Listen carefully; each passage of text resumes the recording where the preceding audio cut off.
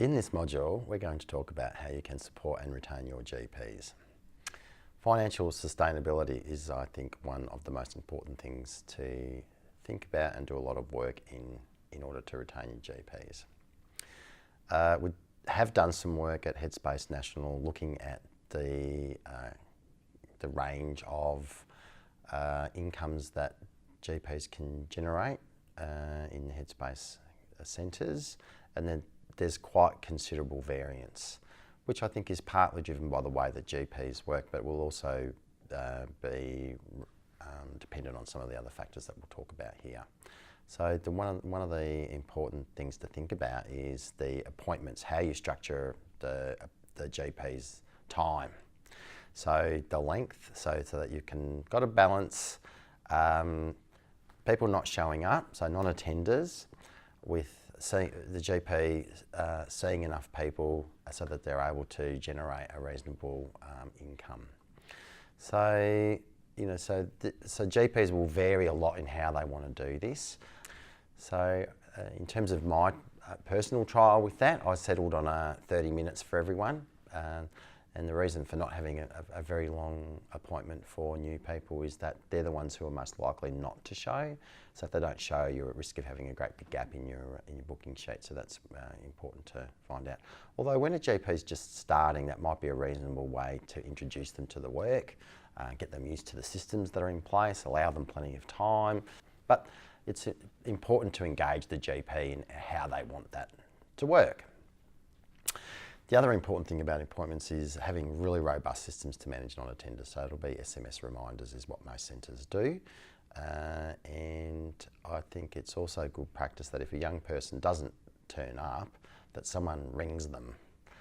And this might be the GP or it might be reception staff,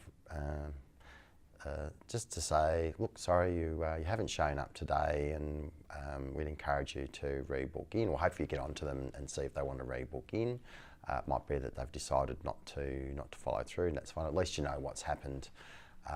But that's also an opportunity to let the young person know, just a reminder that if they aren't able to make the appointment, to let the centre know to cancel the appointment, so that another young person can get seen, just so they understand the consequences for other young people if they don't cancel. The other factor that affects financial sustainability is what the GP is billing. So MBS billings are really important. So at one level, it's are they getting the highest rebate they can for the work? So this is really important in terms of GP mental health treatment plans, because GPs who have their GP mental health skills training can bill higher paying MBS items for that work. Significantly higher. So if a GP doesn't have that, then that's a priority for them to get that, and they can get that through our online training, as I've discussed before.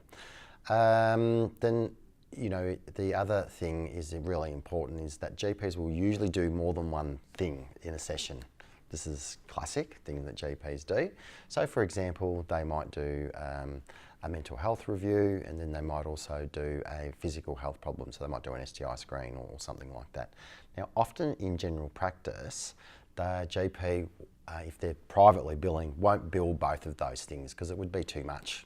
In the Headspace context, it's really important that the GPs are actually billing for all of the work that they do, because they're bulk billing, and it will significantly affect their income. So, for example, if they're billing one of the mental health items and they're also doing another piece of work like sexual health screening, that they bill for both of those pieces of work, and that will make the work much more financially sustainable. Although it is really important that the GP clearly documents against every item number that they're billing. So they have to, bill around whatever the mental health item was, and then some documentation around whatever the other item number was as well, and then that will be allowable under Medicare.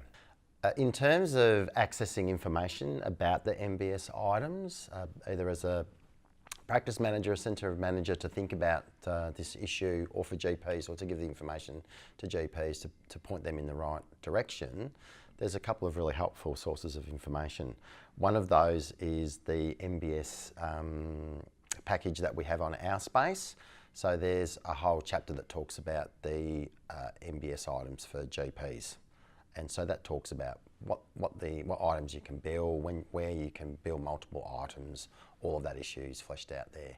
Some really helpful summaries are usually put together by PHNs. So if your PHN doesn't have a really helpful summary, then one of the other ones will. So if you just Google that GP item numbers or GP mental health item numbers, you can get a nice summary there. And then the other place to get any more further information around MBS items, including all of the details that you need to be able to complete and document in order to bill a particular item, that's also provided on MBS Online, so you can also check that out. But it is summarised in our MBS summary, and but if you need any further questions, you can go to MBS Online and they'll assist with that. Okay, I'm going to talk a little bit about electronic medical records, or EMR. This is an issue that comes up all of the time, so it's really important for people to be aware of, particularly if you haven't made the selection as yet. Even if you've selected your EMR and it might be a problematic choice, it's worthwhile at least being aware of the issues that GPs will face in using this. So in terms of the EMR, there are a number of options that GPs will be really familiar with, and they're pretty intuitive. They do all of the things that GPs need to do, and GPs can pretty easily move from one to the other. GPs really dislike master care. And for good reason. It's designed for mental health practitioners, it's not designed for GPs.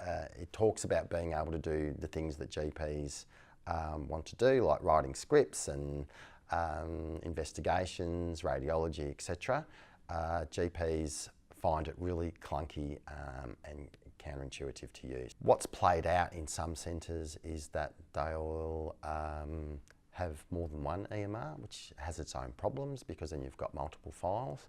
But if it might mean that you can keep your GPs if you do that. But so at least thinking about, or you may decide to go with one of the GP friendly ones because it will still work really well for the other practitioners, and you'll have all of the files in the one system, which I think is protective. So that's medical director and best practice that GPs will usually be most familiar with and be happiest using. In terms of retaining GPs, it's really important to do some ongoing monitoring of the situation.